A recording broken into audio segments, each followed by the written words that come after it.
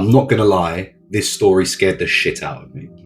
So a few years ago, there was this 18-year-old trainee estate agent working in Nottingham. She had agreed to take a late viewing. She hadn't made a sale yet. She was eager to impress, and no one else in the office really wanted to do it. So that night, she's locking the office, and across the street from her, she notices this really weird guy, all in black, smoking a cigarette, staring right at her.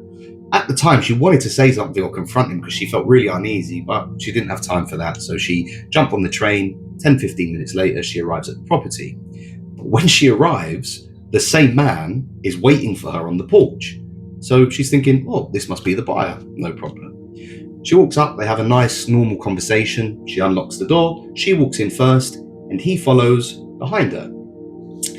Now, as she's about a quarter way down the hallway, the door closes, fine, but then it locks. And that's when she starts panicking.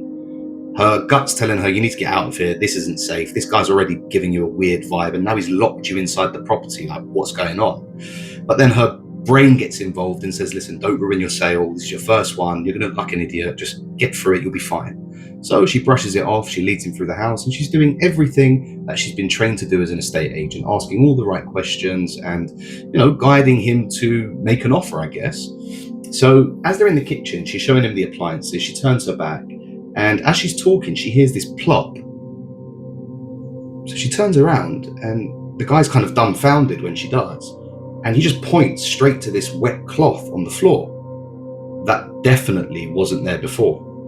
And he's like, what's that? And she goes, I don't know. He goes, well, does the property suffer with damp or mold? Because that's a really wet cloth. That's not normal. And he picks it up and puts it to his face and then grimaces like, oh, no. That's definitely damp. Look here, smell it. And he pushes it in her face, and she quickly jumps back. Now she knows for sure that this isn't right.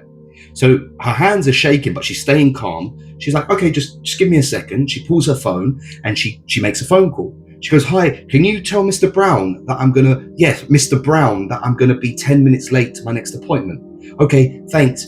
Before she can hang up the phone, the last thing she sees is the wet cloth covering her face, and then darkness.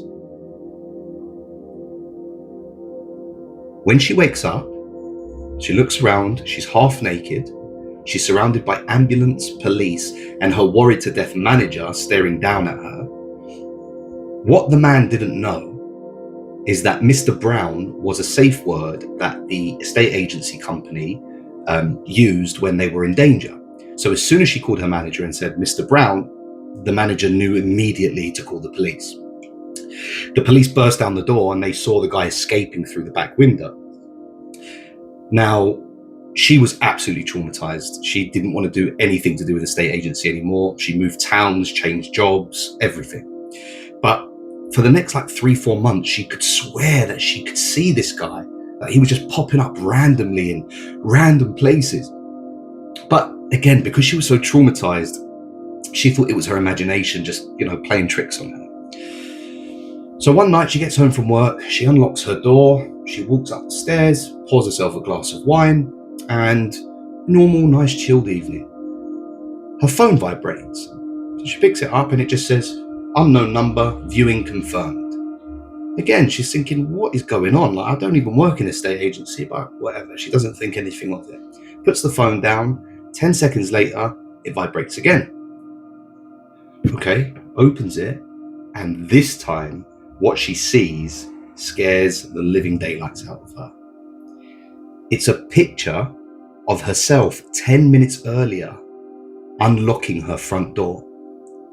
Then she gets another message, and this time it says, never walk in first. And that was only the beginning of this woman's torment.